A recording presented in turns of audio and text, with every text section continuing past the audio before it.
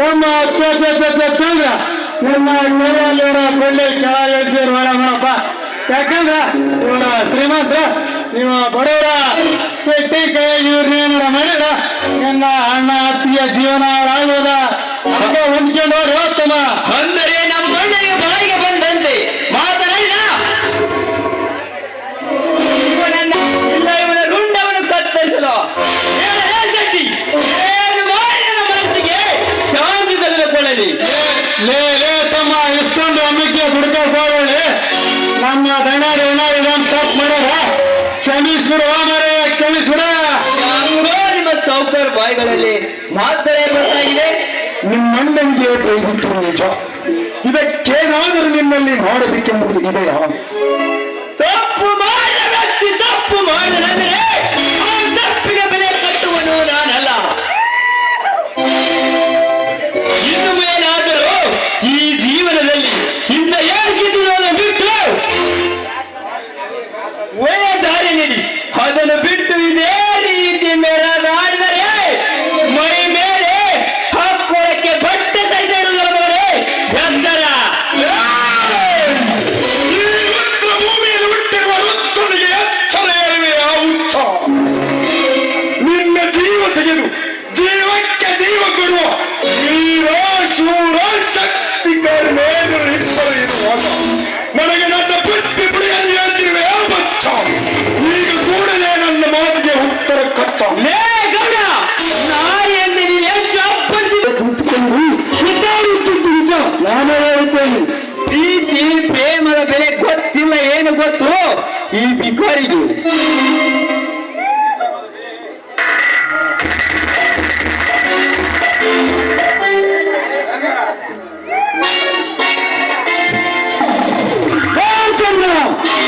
ರಂಗದಿಂದ ರಂಗಾಗಿ ಬಂದಿರುವ ಈ ಕರ್ಮನಿಗೆ ಪ್ರೀತಿ ಪ್ರೇಮದ ಪಂಜೆ ನನಗೆ ಹೇಳುತ್ತಿ.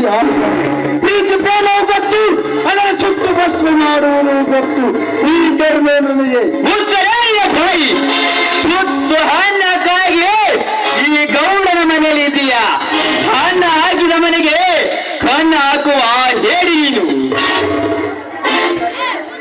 ಇನ್ನು ಅಳುಕ ಕೆಲಸ ನೀನು ಮಾಡಕ್ಕೆ ಬಂದಾಗ ನಮ್ಮೂರ ಗೌಡ್ರು ಮಾನ ಉಳಿಸಿ ಬಂದು ಬಿಡಿಸಿದರೆ ನನ್ನ ಮೇಲೆ ತಪ್ಪು ಹೊರ್ತೀಯಾ? ಅರಂಕೋರ್ ನನ್ನ ಮಗನೇ, ತಪ್ಪು ಮಾಡಿದವನು ಅವನಲ್ಲ. ಸುಮ್ಮನೆ ಒಪ್ಪಿಕೋ ಈ ತಪ್ಪಿಗೆ. ನಿನ್ನ ತಂಗಿನ ನಮ್ಮನ ಸಾರೆ ಮೆಚ್ಚಿಕೊಂಡು ಪ್ರೀತಿ ಪ್ರೇಮದ ಬೆಲೆ ಏನೆಂದು ಕೈ ಹಿಡಿದು ತಪ್ಪಿಕೊಂಡಾಗ ಅದರಲ್ಲಿ ನನ್ನದೇನಿದೆ ತಪ್ಪು? ಈ ತಪ್ಪನ್ನು ಒಪ್ಪಿದರೆ ಸರಿ, ಇಲ್ಲವಾದ ಪರಿಣಾಮ ನೆಟ್ಟಿರುವುದಿಲ್ಲ ಮಗನೇ. ಏ ಕರ್ಮೇಂದ್ರ, ಈ ಗೌಡ ನನ್ನ ಪ್ರಾಣ ಕೇಳಿದ್ರು ಕೊಡ್ತೀನಿ. ನಮ್ಮಿಬ್ಬರ ಮಧ್ಯದಲ್ಲಿ ನೀನೇನು ಭಾಗವಹಿಸಿದರೆ ನಿನ್ನ ಕತ್ತನ್ನು ಕತ್ತರಿಸಿ ಇದೇ ನಮ್ಮೂರ ಅಗಸಿ ಬಾಗಿಲಿಗೆ ತೋರಣ ಮಾಡಿ ಕಟ್ಟಬೇಕಾಗುತ್ತದೆ ಮಗನೇ. ಎಚ್ಚರ. ಆ ಹೇಗೆ ನಿಂತಿದೆಯಾ ಬೆದರಿಯ ಕತ್ತೆ ಅಂತೆ. ನಿನ್ನಲ್ಲಿ ಧೈರ್ಯ ಇದ್ದರೆ ಮುಂದೆ ಬಂದು ತೋರಿಸಿದ ಗಂಡುಸ್ತನ. ನನ್ನ ಪರ್ಮಿಷನ್ ತೆಗೆದುಕೊಳ್ಳದೆ ನಾ ಬೆಳೆಸಿದ ಹೂವನ್ನು ಕೀಳಲಿಕ್ಕೆ ಯಾರ ಪರ್ಮಿಷನ್ ಕೇಳಿ ಬಂದಿರೋ ತಂಡ ನಾಯಿ. ಲೇ ಗೌಡ, ಸುಮ್ಮನೆ ಸೆಟ್ ಬಿಟ್ಟರೆ ಒಳ್ಳೆಯದು.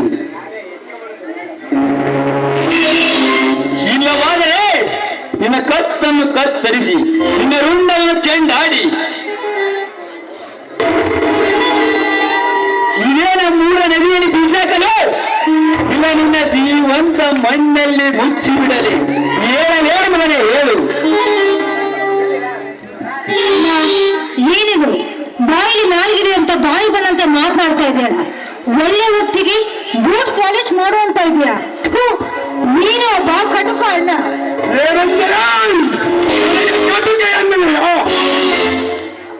ಒಂದೇ ರಕ್ತ ಹಂಚಿಕೊಂಡು ಹುಟ್ಟಿದವರಿಗಿಂತ ಬೀದಿಯಲ್ಲಿ ಬಿದ್ದ ಈ ಭಿಕಾರಿ ಜೊತೆಗೆ ನನಗೆ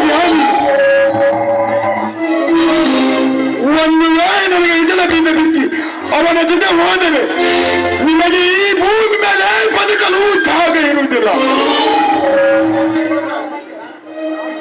ಲೇ ಗೌಡ, ನೀನು ಎಂತ ಗಂಡಸನದು ಈಗ ಅರ್ಥವಾಯ್ತು. ಪಾಪ ದೇವರಂತಿರುವ ನಿನ್ನ ತಂಗಿ ಮೇಲೆ ಕೈ ಮಾಡಿದೆಯಲ್ಲ, ನೀನೊಬ್ಬ ಗಂಡ.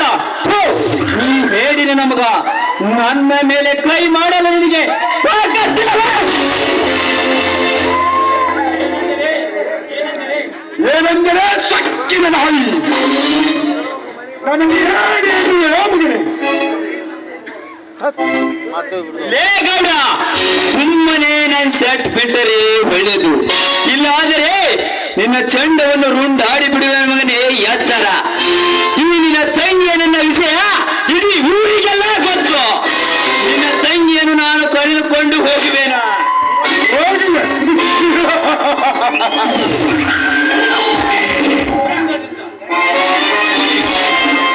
ಚಂಡದಿಂದ ಕೆಂಗೆಟ್ಟು ನಿಂತಿರುವ ಈ ಹುಲಿಗೆ ಹೇಳ್ತಾ ಇದೆಯಾ ಮಗನೇ? ಅದು ನಿನ್ನ ಭ್ರಮೆಯನ್ನು ತಿಳಿದುಕೋ. ಅದನ್ನು ನಿನ್ನ ಹಣೆ ಬರಲಿ ಬದಲಾಯಿಸಿ ಬಿಡು. ಪ್ರೇಮ, ನಿನ್ನ ಮನಸ್ಸು ಹೊಂದಿದ್ರೆ ತಾನಿನ ಕೈಯನ್ನು ನಿಮ್ಮ ಅಣ್ಣನ ಮುಂದೆ ನಾವಿಬ್ಬರು ಓಡಿ ಹೋಗೋಣ. ಚಂದ್ರ, ನಿಲ್ಲು.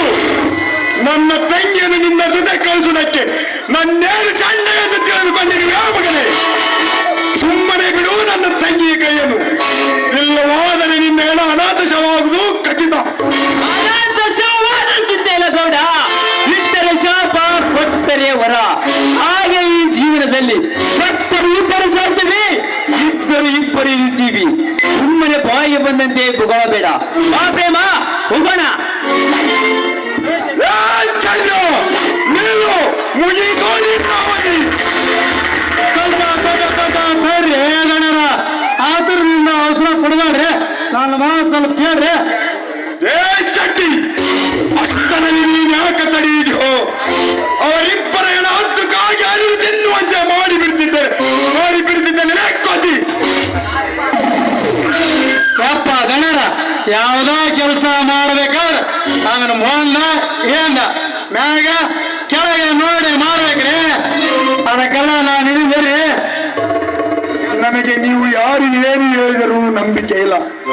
ತಕ್ಷಣ ನೀವೆಲ್ಲರೂ ಗುರಿ ತೋರಿಸಿದರೆ ಅವರಿಬ್ಬರ ಹೆಣ ಹತ್ತಕ್ಕಾಗಿ ಅರಿವು ತಿನ್ನುವಂತೆ ಮಾಡಿಬಿಡ್ತಿದ್ದೇನೆ ಕೋತಿ.